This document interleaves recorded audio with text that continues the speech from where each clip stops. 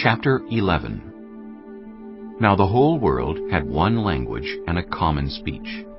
As people moved eastward, they found a plain in Shinar and settled there. They said to each other, "Come, let's make bricks and bake them thoroughly." They used brick instead of stone, and tar for mortar. Then they said, "Come, let us build ourselves a city with a tower that reaches to the heavens, so that we may make a name for ourselves. Otherwise we will be scattered over the face of the whole earth." But the Lord came down to see the city and the tower the people were building. The Lord said, "If, as one people, speaking the same language, they have begun to do this, then nothing they plan to do will be impossible for them. Come, let us go down and confuse their language, so they will not understand each other." So the Lord scattered them from there over all the earth, and they stopped building the city. That is why it was called Babel, because there the Lord confused the language of the whole world. From there the Lord scattered them over the face of the whole earth. This is the account of Shem's family line. 2 years after the flood, when Shem was 100 years old, he became the father of Arphaxad. And after he became the father of Arphaxad, Shem lived 500 years and had other sons and daughters. When Arphaxad had lived 35 years, he became the father of Shelah. And after he became the father of Shelah, Arphaxad lived 403 years and had other sons and daughters. When Shelah had lived 30 years, he became the father of Eber. And after he became the father of Eber, Shelah lived 403 years and had other sons and daughters. When Eber had lived 34 years, he became the father of Peleg. And after he became the father of Peleg, Eber lived 430 years and had other sons and daughters. When Peleg had lived 30 years, he became the father of Reu.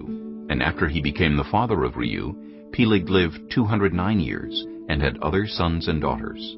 When Reu had lived 32 years, he became the father of Serug. And after he became the father of Serug, Reu lived 207 years and had other sons and daughters. When Serug had lived 30 years, he became the father of Nahor.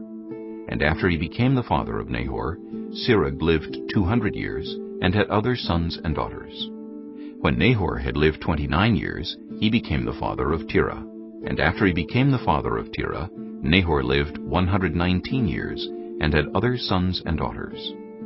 After Terah had lived 70 years, he became the father of Abram, Nahor, and Haran. This is the account of Terah's family line. Terah became the father of Abram, Nahor, and Haran. And Haran became the father of Lot. While his father Terah was still alive, Haran died in Ur of the Chaldeans, in the land of his birth.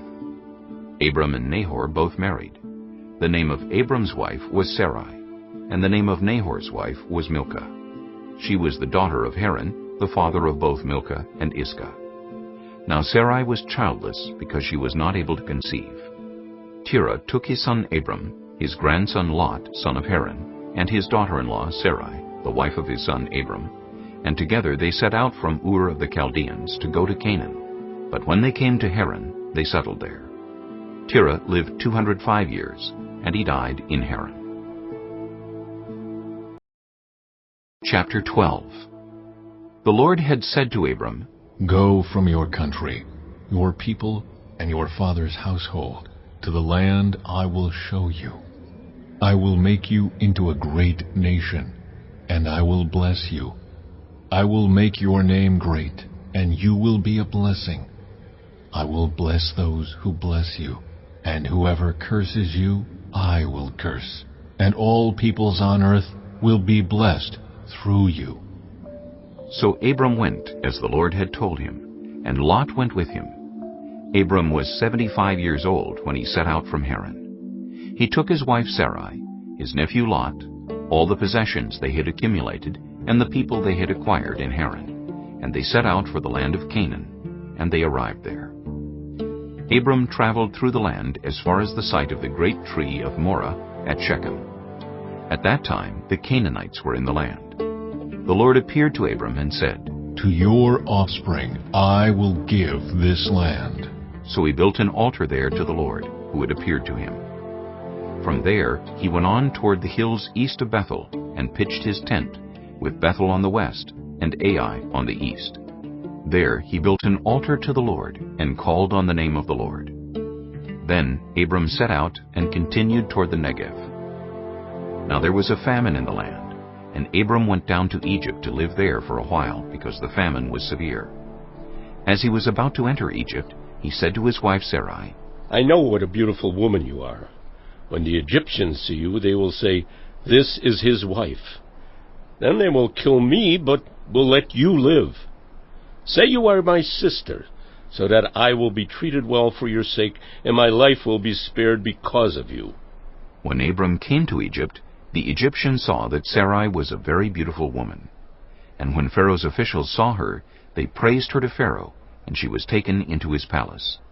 He treated Abram well for her sake, and Abram acquired sheep and cattle, male and female donkeys, male and female servants, and camels.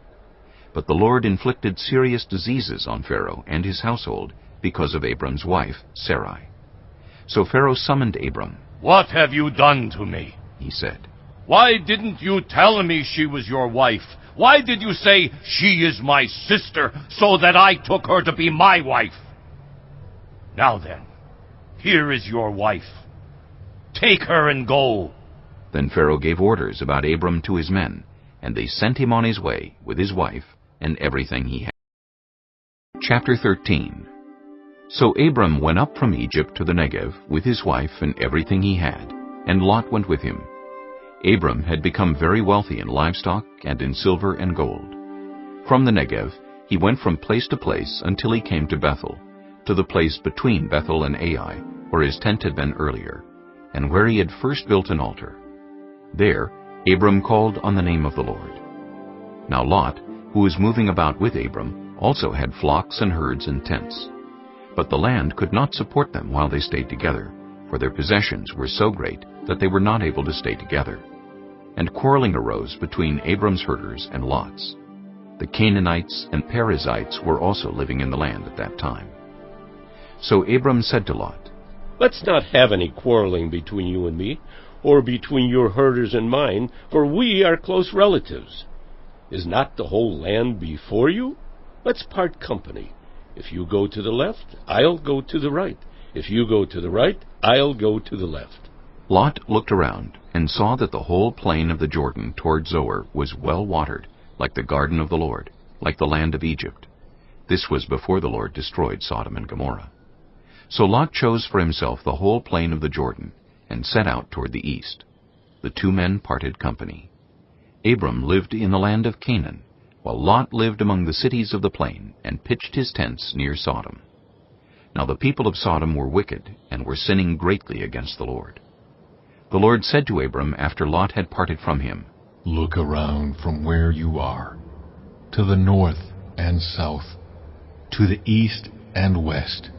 All the land that you see I will give to you and your offspring forever. I will make your offspring like the dust of the earth, so that if anyone could count the dust, then your offspring could be counted. Go, walk through the length and breadth of the land, for I am giving it to you. So Abram went to live near the great trees of Mamre at Hebron, where he pitched his tents. There he built an altar to the Lord. Chapter 14. At the time when Amraphel was king of Shinar, Arioch, king of Elasar, Kedorlaomer, king of Elam, and Tidal, king of Goyim. These kings went to war against Bera, king of Sodom, Birsha, king of Gomorrah, Shinab, king of Admah, Shemember, king of Zeboim, and the king of Bela, that is, Zoar. All these latter kings joined forces in the valley of Siddim, that is, the Dead Sea Valley.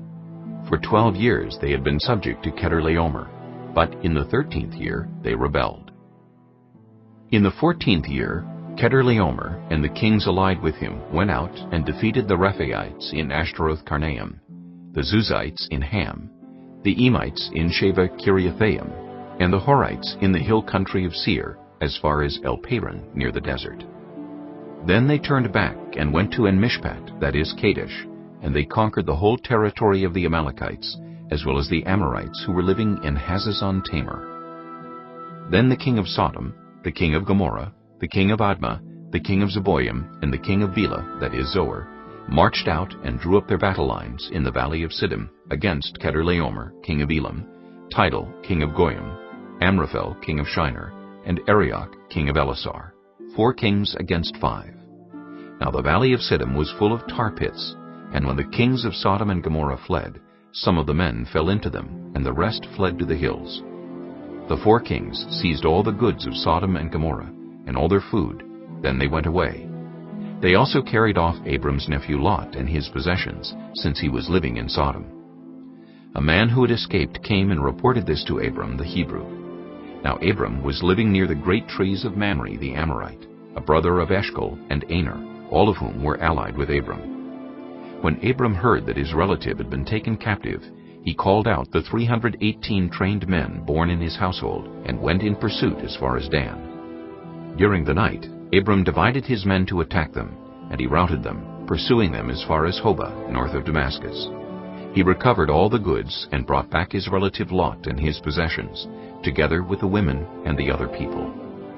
After he was priest of God Most High, and he blessed Abram, saying, Blessed be Abram by God Most High, Creator of heaven and earth. And praise be to God Most High, who delivered your enemies into your hand. Then Abram gave him 1/10 of everything. The king of Sodom said to Abram, Give me the people, and keep the goods for yourself.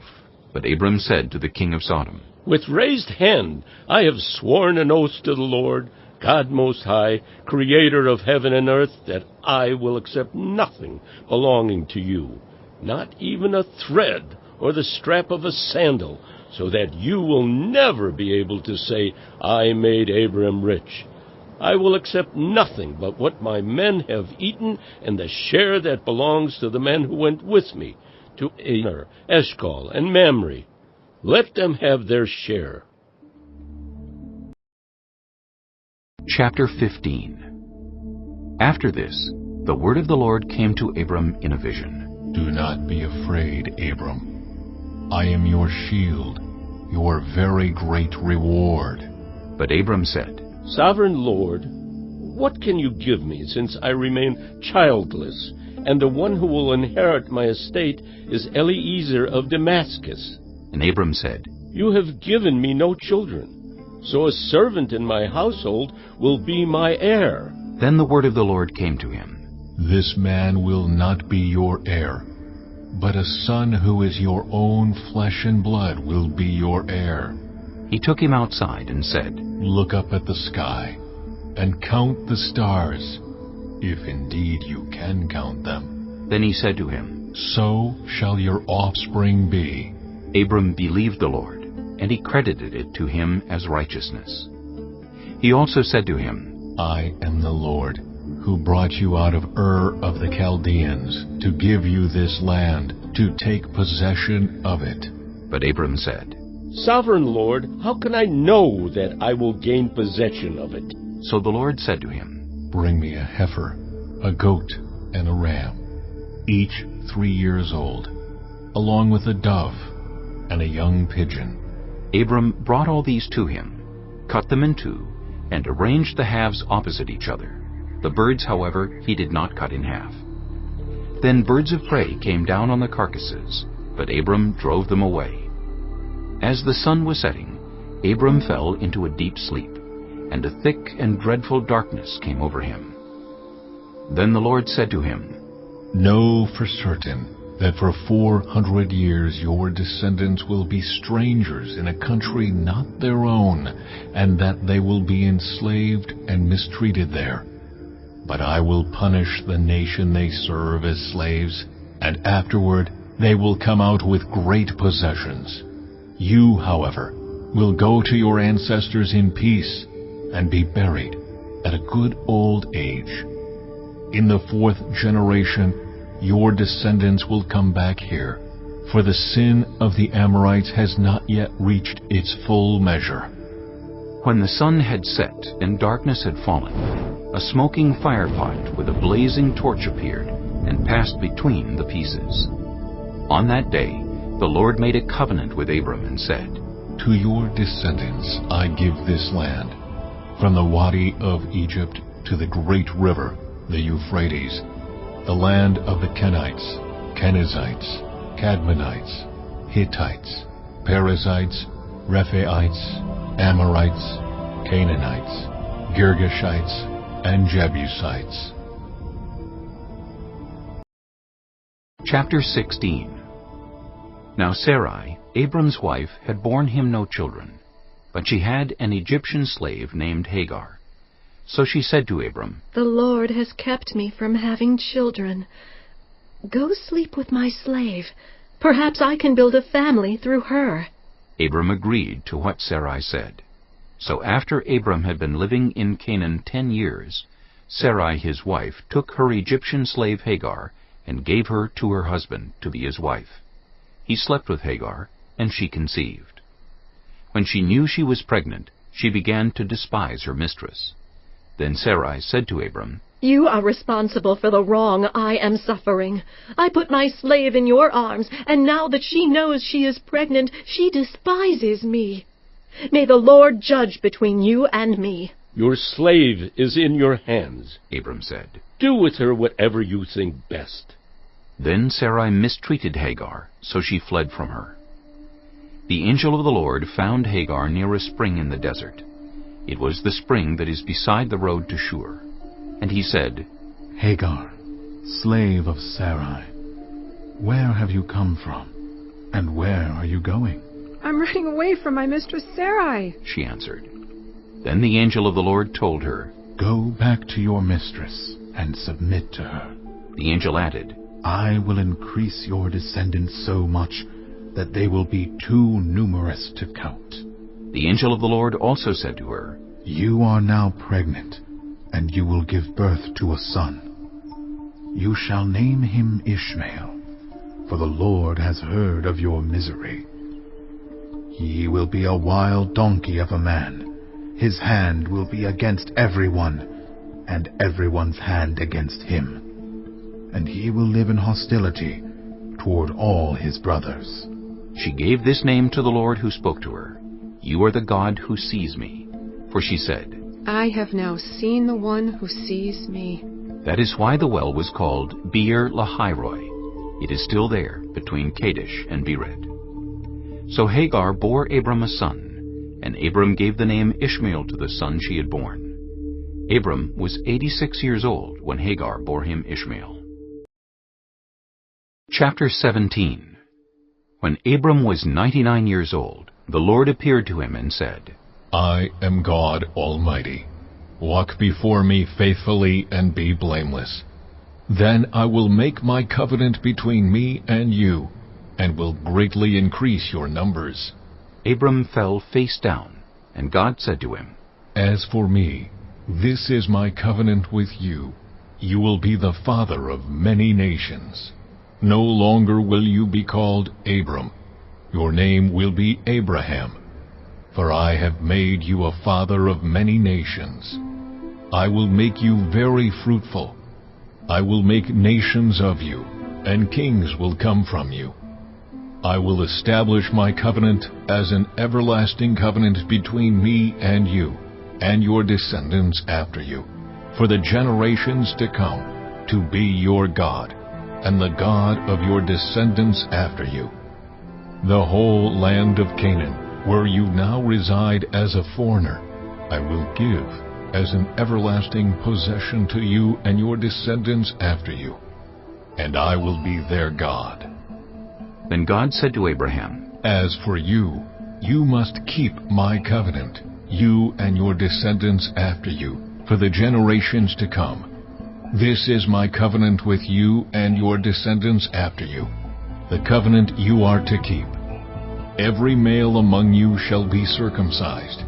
You are to undergo circumcision, and it will be the sign of the covenant between me and you. For the generations to come, every male among you who is 8 days old must be circumcised, including those born in your household or bought with money from a foreigner, those who are not your offspring, whether born in your household or bought with your money, they must be circumcised. My covenant in your flesh is to be an everlasting covenant. Any uncircumcised male who has not been circumcised in the flesh will be cut off from his people. He has broken my covenant. God also said to Abraham, As for Sarai your wife, you are no longer to call her Sarai. Her name will be Sarah. I will bless her, and will surely give you a son by her. I will bless her so that she will be the mother of nations. Kings of peoples will come from her. Abraham fell face down. He laughed and said to himself, Will a son be born to a man 100 years old? Will Sarah bear a child at the age of 90? And Abraham said to God, If only Ishmael might live under your blessing. Then God said, Yes, but your wife Sarah will bear you a son, and you will call him Isaac. I will establish my covenant with him as an everlasting covenant for his descendants after him. And as for Ishmael, I have heard you. I will surely bless him. I will make him fruitful and will greatly increase his numbers. He will be the father of 12 rulers, and I will make him into a great nation. But my covenant I will establish with Isaac, whom Sarah will bear to you by this time next year. When he had finished speaking with Abraham, God went up from him. On that very day, Abraham took his son Ishmael, and all those born in his household were bought with his money, every male in his household, and circumcised them, as God told him. Abraham was 99 years old when he was circumcised, and his son Ishmael was 13. Abraham and his son Ishmael were both circumcised on that very day, and every male in Abraham's household, including those born in his household or bought from a foreigner, was circumcised with him.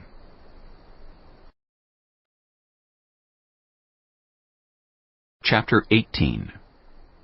The Lord appeared to Abraham near the great trees of Mamre, while he was sitting at the entrance to his tent in the heat of the day. Abraham looked up and saw 3 men standing nearby. When he saw them, he hurried from the entrance of his tent to meet them, and bowed low to the ground. He said, If I have found favor in your eyes, my lord, do not pass your servant by. Let a little water be brought, and then you may all wash your feet and rest under this tree. Let me get you something to eat, so you can be refreshed, and then go on your way, now that you have come to your servant. Very well, they answered. Do as you say. So Abraham hurried into the tent to Sarah. Quick, he said, get 3 seahs of the finest flour and knead it, and bake some bread.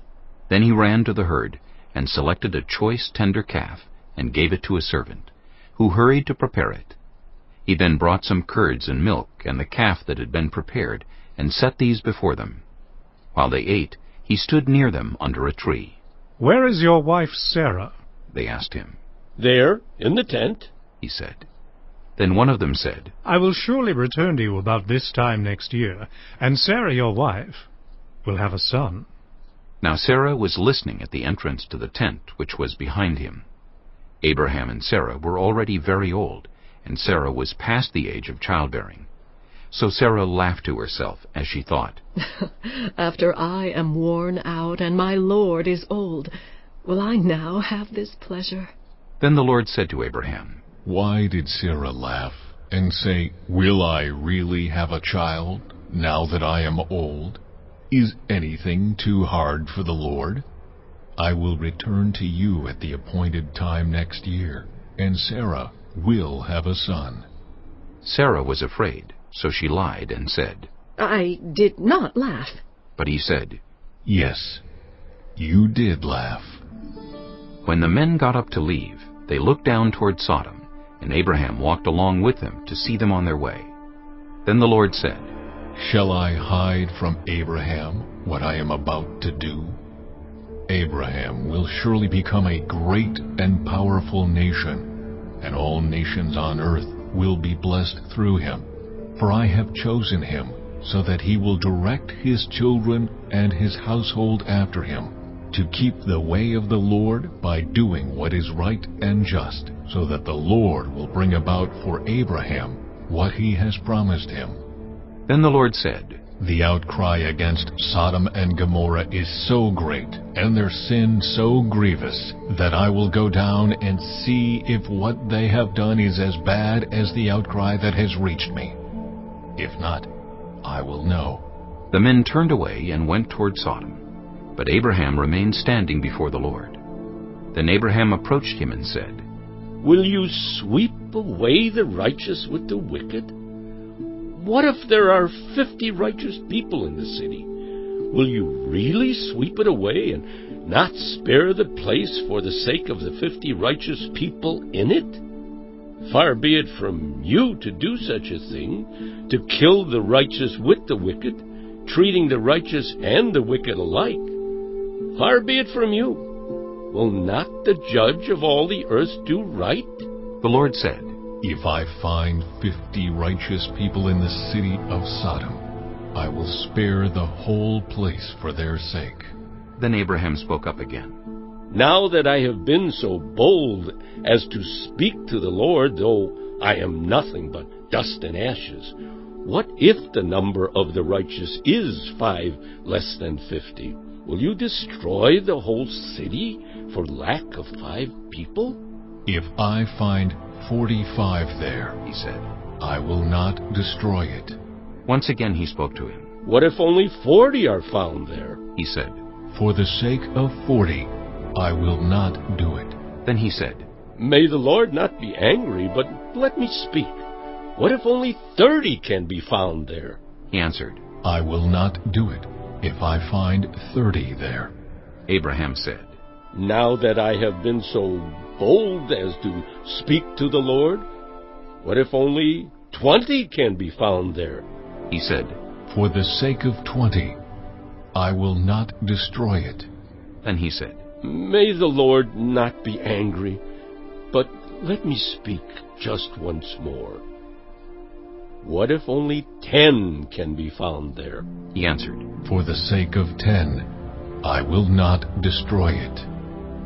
When the Lord had finished speaking with Abraham, he left, and Abraham returned home. Chapter 19. The 2 angels arrived at Sodom in the evening, and Lot was sitting in the gateway of the city. When he saw them, he got up to meet them and bowed down with his face to the ground. My lords, he said, please turn aside to your servant's house. You can wash your feet and spend the night, and then go on your way early in the morning. No, they answered. We will spend the night in the square. But he insisted so strongly that they did go with him and entered his house. He prepared a meal for them, baking bread without yeast, and they ate.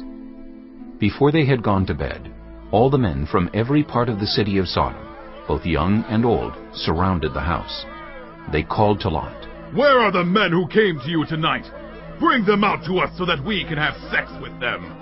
Lot went outside to meet them and shut the door behind him and said, No, my friends, don't do this wicked thing. Look, I have 2 daughters who have never slept with a man. Let me bring them out to you, and you can do what you like with them. But don't do anything to these men, for they have come under the protection of my roof.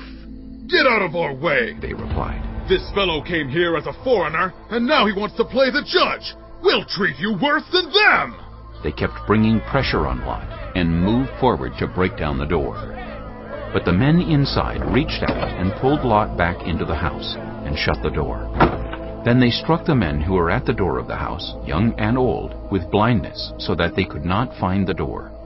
The 2 men said to Lot, Do you have anyone else here, sons-in-law, sons or daughters, or anyone else in the city who belongs to you? Get them out of here, because we are going to destroy this place. The outcry to the Lord against its people is so great that he has sent us to destroy it. So Lot went out and spoke to his sons-in-law, who were pledged to marry his daughters. He said, Hurry and get out of this place, because the Lord is about to destroy the city. But his sons-in-law thought he was joking. With the coming of dawn, the angels urged Lot, saying, Hurry, take your wife and your 2 daughters who were here, or you will be swept away when the city is punished. When he hesitated, The men grasped his hand and the hands of his wife and of his 2 daughters and led them safely out of the city, for the Lord was merciful to them. As soon as they had brought them out, one of them said, "Flee for your lives. Don't look back, and don't stop anywhere in the plain. Flee to the mountains, or you will be swept away." But Lot said to them, "No, my lords, please! Your servant has found favor in your eyes, and you have shown great kindness to me in sparing my life. But I can't flee to the mountains. This disaster will overtake me, and I'll die. Look, here is a town near enough to run to, and it is small. Let me flee to it. It is very small, isn't it? Then my life will be spared." He said to him, "Very well, I will grant this request too. I will not overthrow the town you speak of, but flee there quickly, because I cannot do anything until you reach it." That is why the town was called Zoar. By the time Lot reached Zoar, the sun had risen over the land. Then the Lord rained down burning sulfur on Sodom and Gomorrah, from the Lord out of the heavens. Thus he overthrew those cities and the entire plain, destroying all those living in the cities, and also the vegetation in the land. But Lot's wife looked back, and she became a pillar of salt. Early the next morning, Abraham got up and returned to the place where he had stood before the Lord. He looked down toward Sodom and Gomorrah, toward all the land of the plain, and he saw dense smoke rising from the land, like smoke from a furnace. So when God destroyed the cities of the plain, he remembered Abraham, and he brought Lot out of the catastrophe that overthrew the cities where Lot had lived. Lot and his 2 daughters left Zoar and settled in the mountains, for he was afraid to stay in Zoar. He and his 2 daughters lived in a cave. One day the older daughter said to the younger, "Our father is old, and there is no man around here to give us children, as is the custom all over the earth. Let's get our father to drink wine, and then sleep with him, and preserve our family line through our father." That night they got their father to drink wine, and the older daughter went in and slept with him. He was not aware of it when she lay down or when she got up. The next day the older daughter said to the younger, "Last night I slept with my father.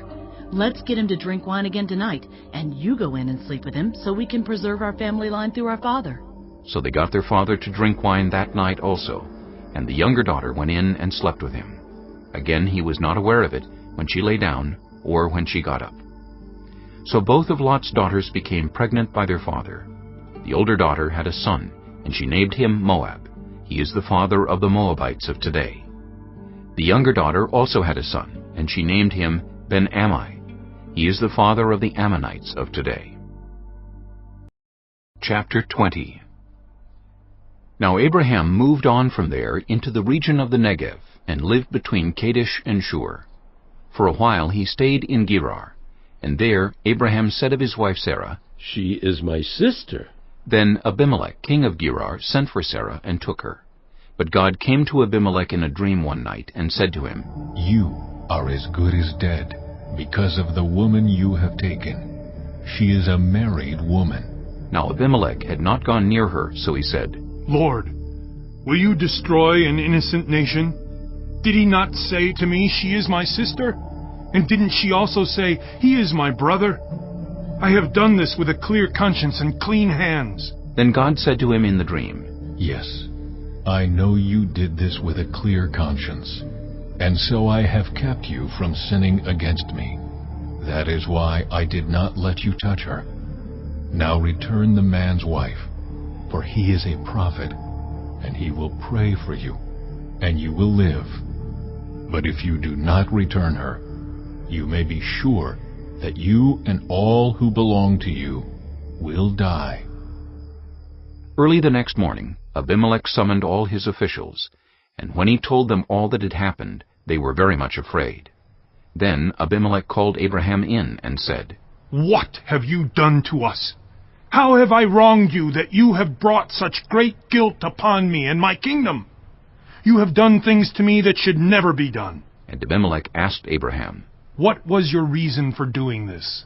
Abraham replied, "I said to myself, there is surely no fear of God in this place, and they will kill me because of my wife. Besides, she really is my sister, the daughter of my father, though not of my mother, and she became my wife. And when God had me wander from my father's household, I said to her, This is how you can show your love to me. Everywhere we go, say of me, He is my brother. Then Abimelech brought sheep and cattle and male and female slaves, and gave them to Abraham, and he returned Sarah his wife to him. And Abimelech said, My land is before you. Live wherever you like. To Sarah he said, I am giving your brother 1,000 shekels of silver. This is to cover the offense against you, before all who are with you. You are completely vindicated. Then Abraham prayed to God, and God healed Abimelech, his wife, and his female slaves, so they could have children again. For the Lord had kept all the women in Abimelech's household from conceiving, because of Abraham's wife Sarah.